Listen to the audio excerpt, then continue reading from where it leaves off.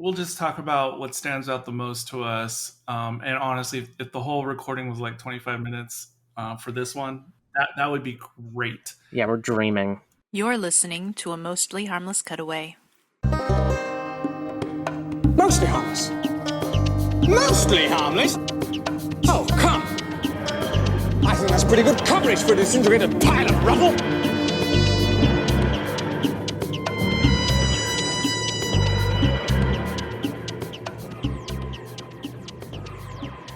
Hi, this is Eric.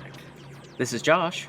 And this is Sean. And welcome back. It's Mostly Harmless Cutaway. Could be episode 185 for those keeping track at home. Here we are. In season, I don't know what number it is. Well, it's like 2, it's 15, it's like 41. It's one of those three. Oh, you're talking about the Doctor Who, not Mostly Harmless Cutaway. Show, okay. No, we're talking about the show that we're here to talk about. Yeah, we don't do seasons in Mostly Harmless Cutaway. Maybe we should. We'd be on like our 15th season at this point, I think. I was going to say, this will be the season finale of season 1 of MHC.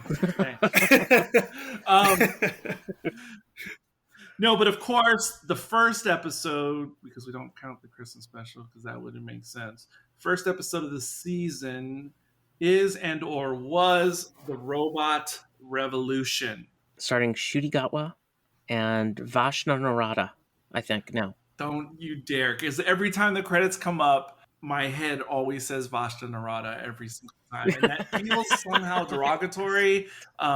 It does feel derogatory, but that's, I can't, it's, what is it? What's her name? Verada. I don't know how to pronounce her last name. Sethu? Setu? Is that how you pronounce it? I don't know. I think so. The H is probably silent. Okay. I don't know. Okay, I'll go with that. It's a season opener, potentially. Again, the numbering system is confusing and release schedule, etc. It was an opening episode of a season. Therefore, involuntarily or not, I have always judged these a little bit differently. And not just in New Who. In a weird way, there's some kind of calculus to that when I'm considering certain seasons, the classic Who. But did anyone have any strong thoughts, emotions, reactions, good or bad? Yeah, I had some strong emotions.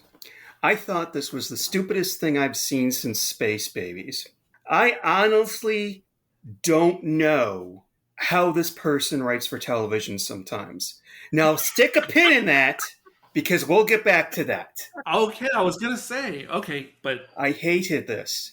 I don't know which was worse, this one or the Goblin Christmas one. I don't know why. Oh, no, the Goblin Christmas one was bad. What was worse? And Space Babies was bad, too. Space Babies was the worst episode of New Who I've ever seen.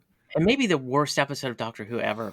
I think it's possible. I don't agree with all those statements, but okay, for the record. I mentioned this on somebody else's feed, on a conversation on Facebook, and somebody came back with, well, you should read the book. There's a lot more that's fleshed out. Fuck you! Don't tell me that. It's not Space Babies. Wait, there's a book for Space Babies? Apparently, because a lot of these guys, they get together and they do these, like, quote-unquote Target novelizations of the series. You should read the book. Maybe the dumbest thing I've ever heard about Space Babies. I mean, that just makes no freaking sense at all. It was never a book. It was, oh God, we're not even talking about Space Babies. Thank goodness. I know, we're not. But so what was stupid about it? Okay. So they go to Earth and they kidnap 2 people because the guy put her name on a certificate saying that she owned that star up there, and the star, I underline, put it in red, bold it, star, is named after her. However, it seems that after 17 years, the star has burnt out and is now sustaining life. But no, I'm sure it's one of the planets going around the star. That doesn't make any sense. So he went to a Kinko's and printed it, probably. How did the aliens know that? Is it because he brought that certificate with him, the fake with him when he was kidnapped? Sean, it's all timey-wimey. Okay, well, it's stupid. It's timey. All right, it doesn't make any sense. And if I may, I'm going to do this. I'm going to do this.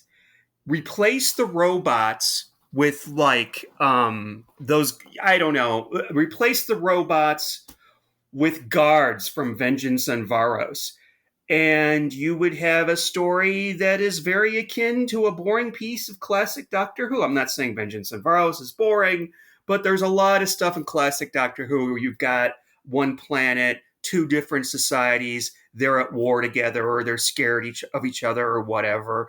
That's what we have here, and there's a revolution, and what do you know? Oh, and by the way, hint, hint, wink, wink, we're going to put Pex in there for good measure. I don't know if anybody will notice, but yeah, horrible. I don't know why they reserve this kind of shit for the first episode in a season.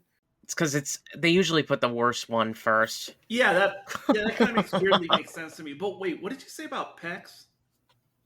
I don't remember the character's name. The big white guy. Oh, that guy. Okay. Now I know what you mean. Yeah. Okay. For some reason I was thinking about the robots, but okay. Got you. Josh, anything big?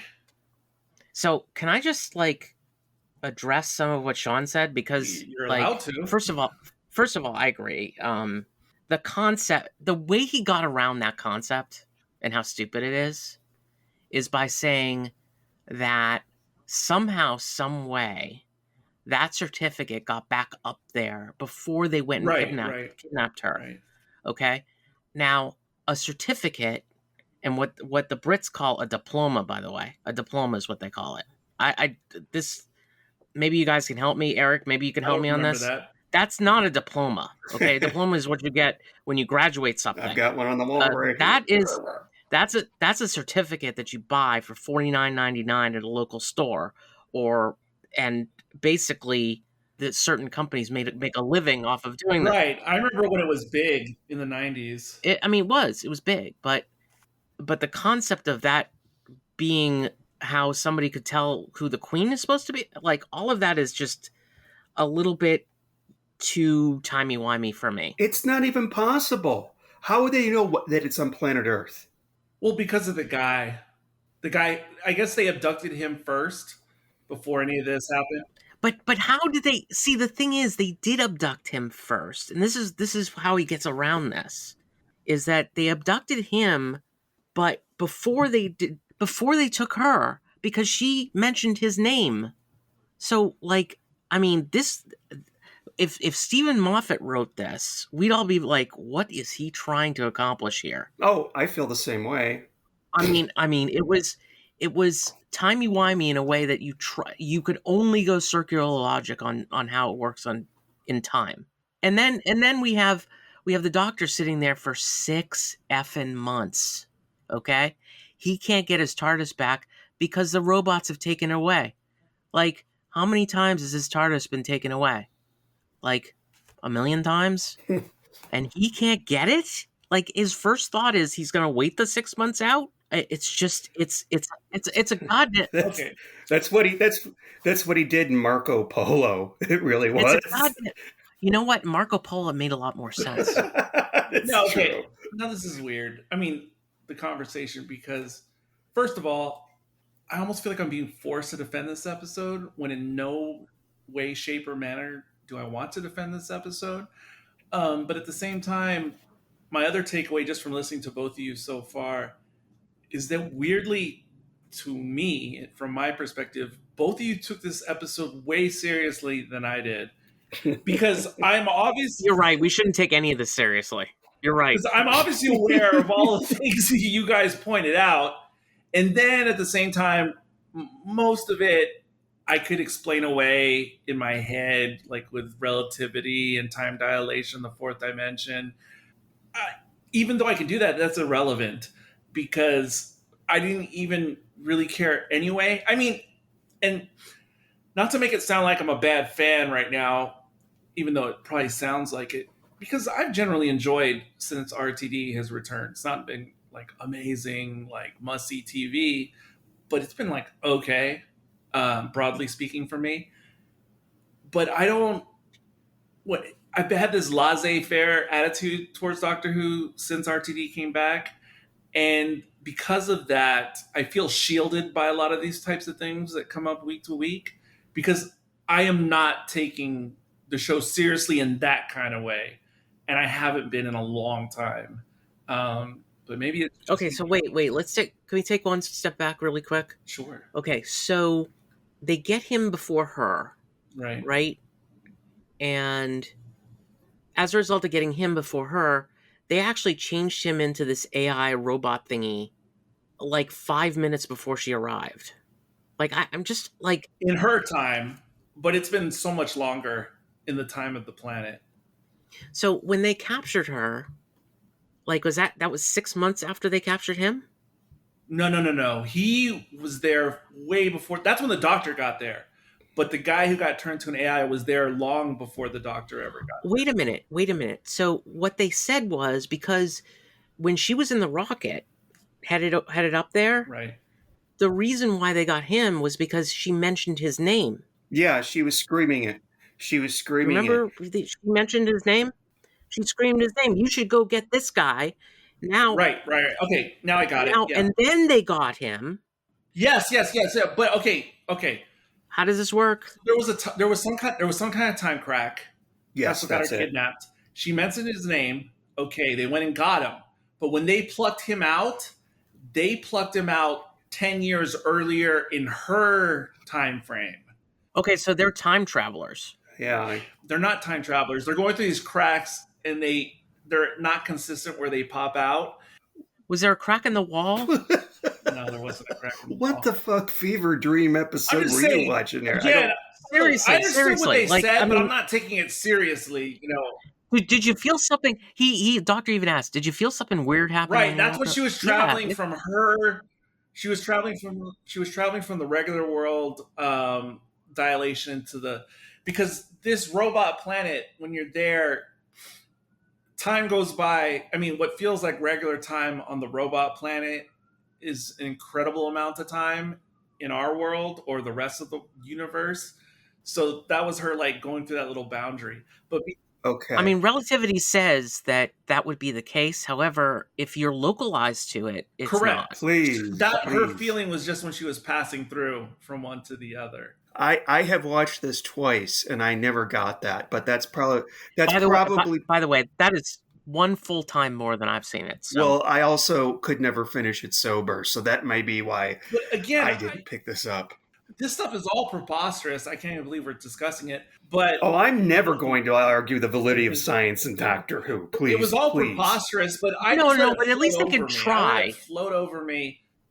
No, but at least they could try. Like, I mean, even World Enough in Time, guys, like, there was some real concepts there, okay?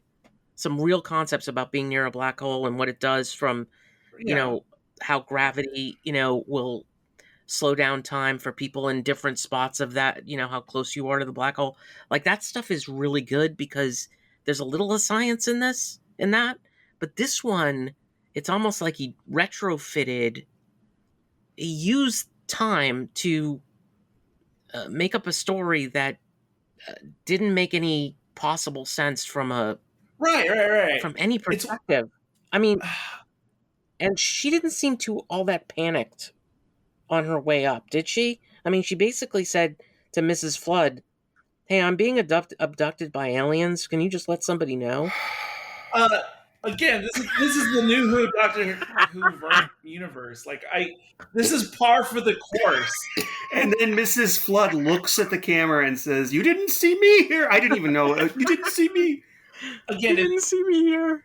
And by the way, I need to bring this up. This kind of pissed me off, but you really shouldn't be killing a cat in Doctor Who like that. Oh, you know what?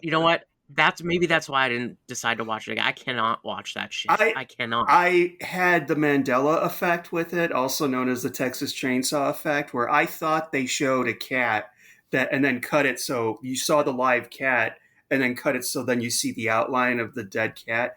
But, I didn't get offended and be like, I wasn't like, PETA, I'm never watching this again. I'm like, oh, God, that was I just think like you don't kill cats and you don't kill babies in Doctor Who.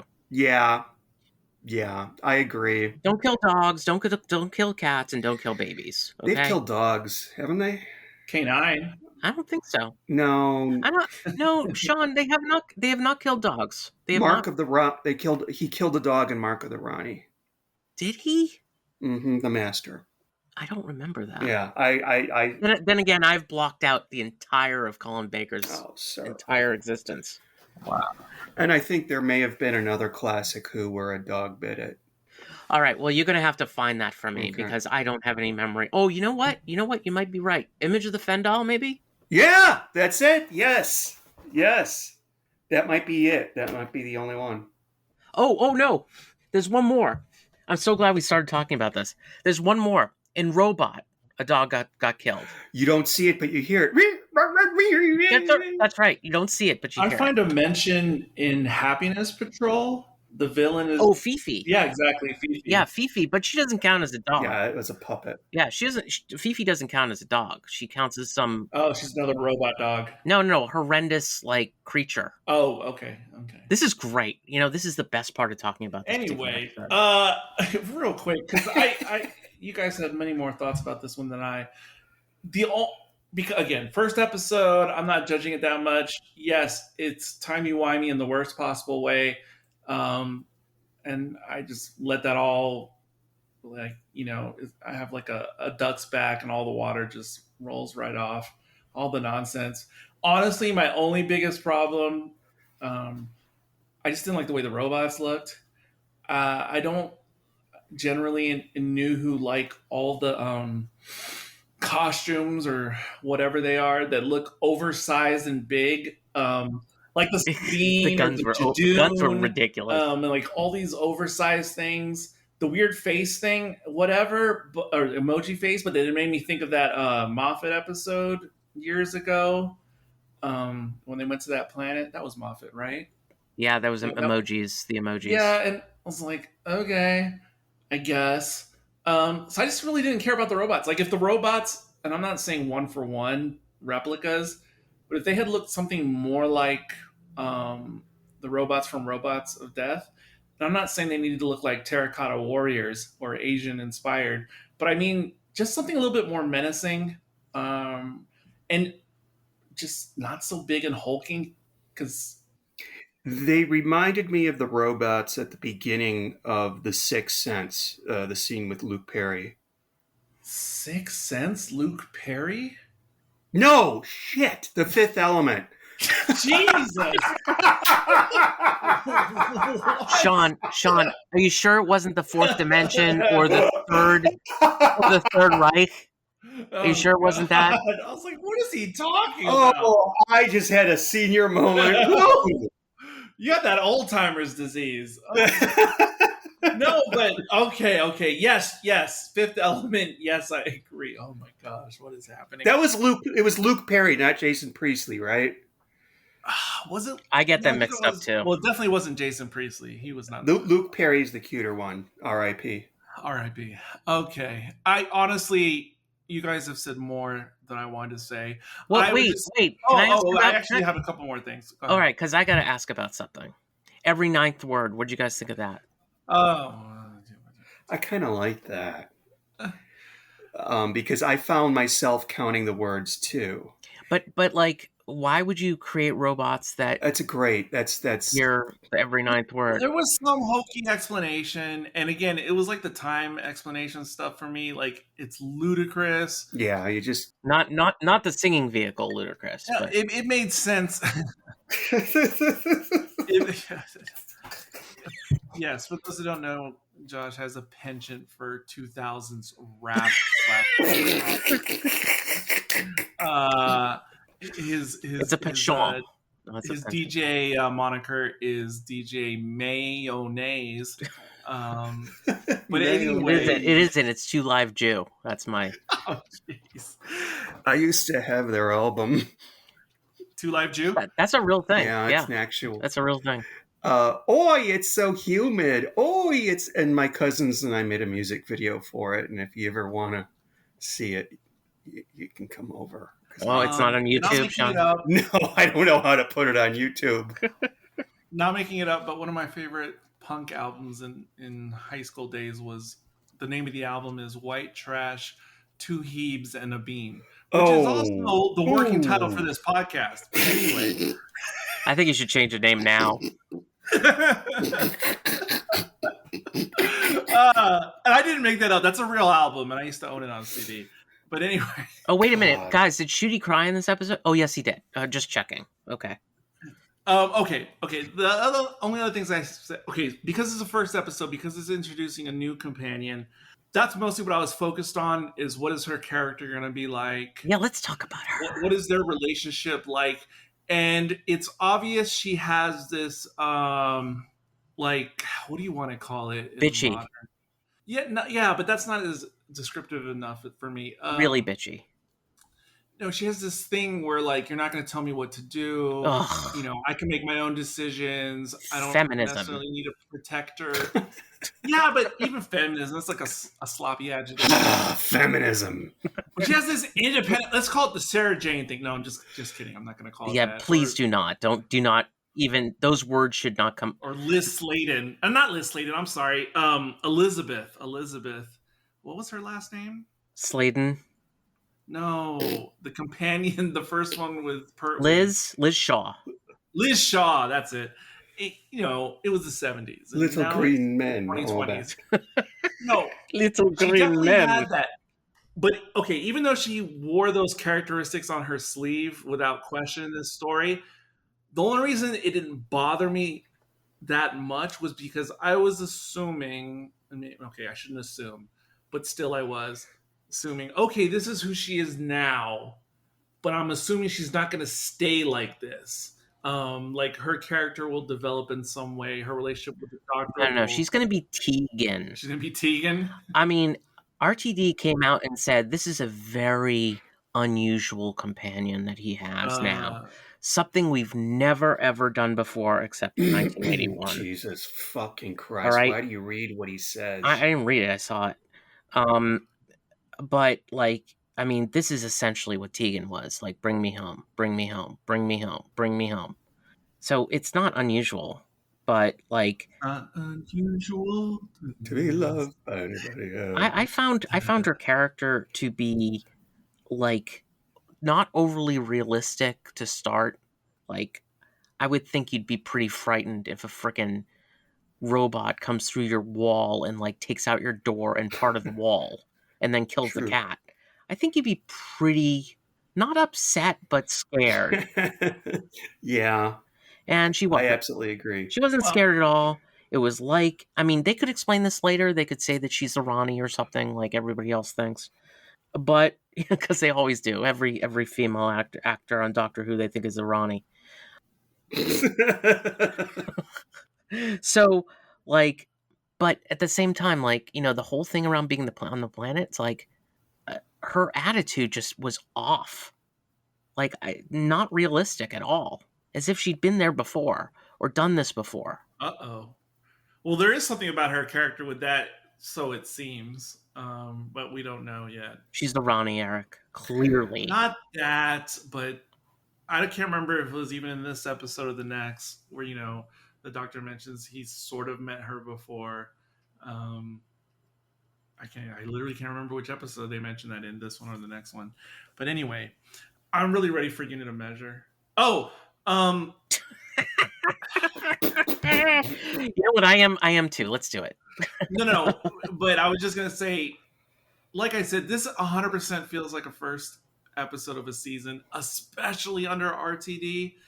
And so, like, there's been so many through the seasons that I really didn't care for the first episode.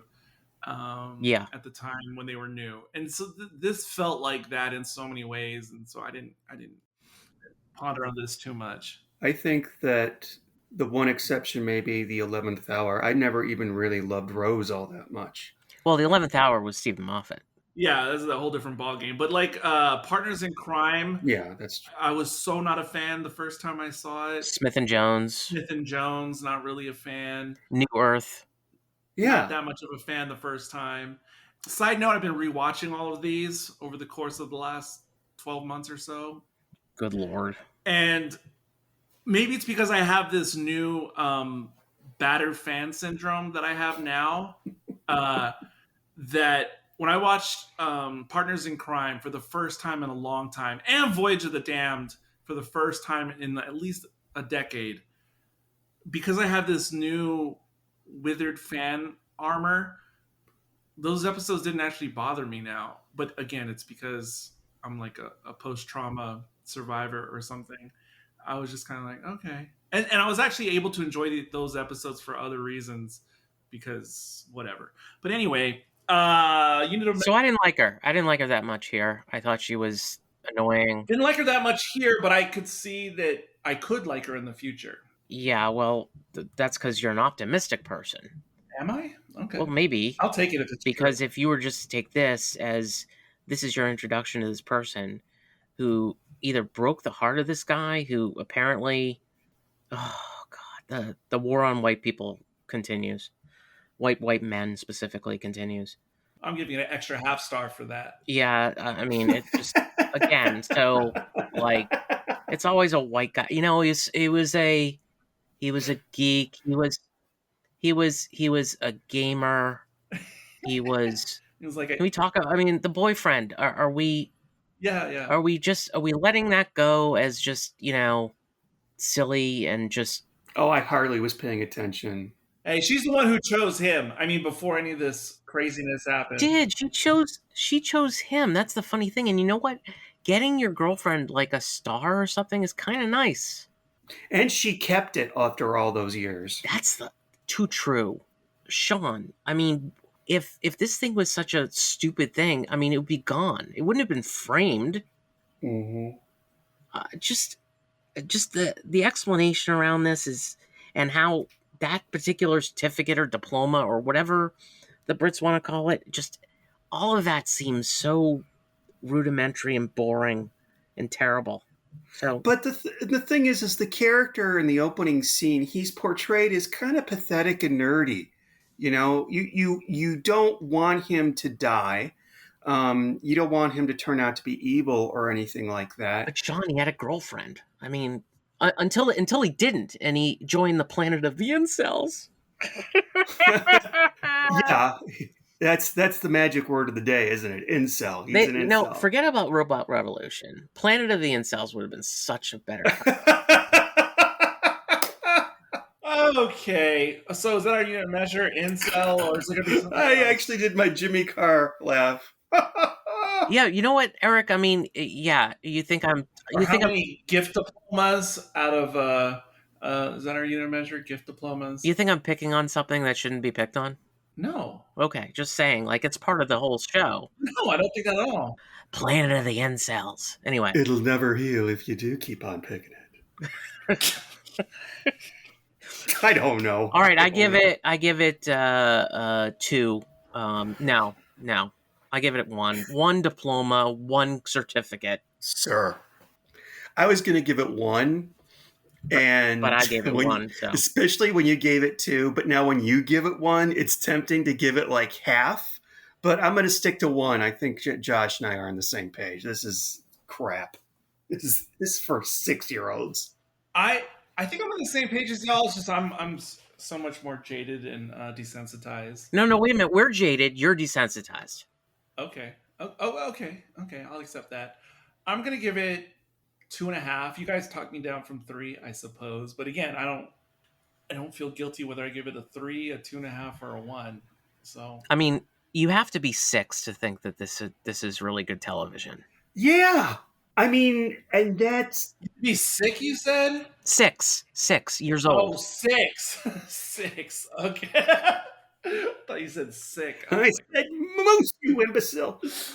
You don't have to be 6. You could be 8.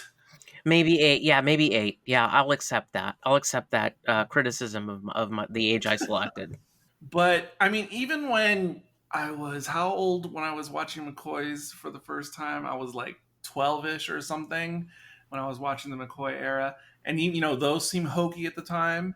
I probably would have thought this was hokey when I was 12, but I still would have watched it. You probably would have liked it because, this is something a kid would like.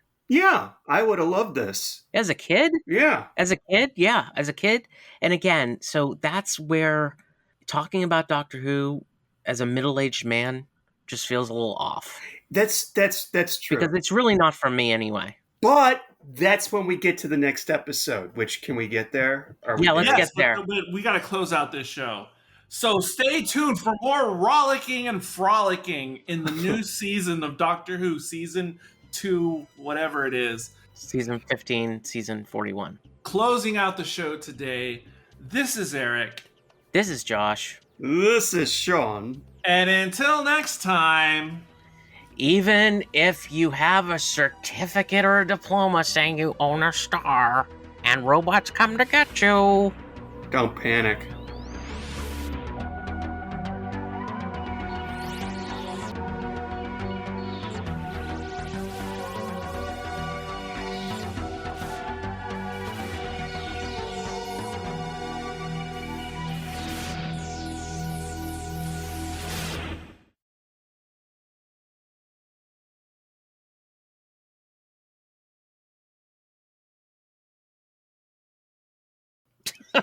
Nice. What were you channeling the Joker?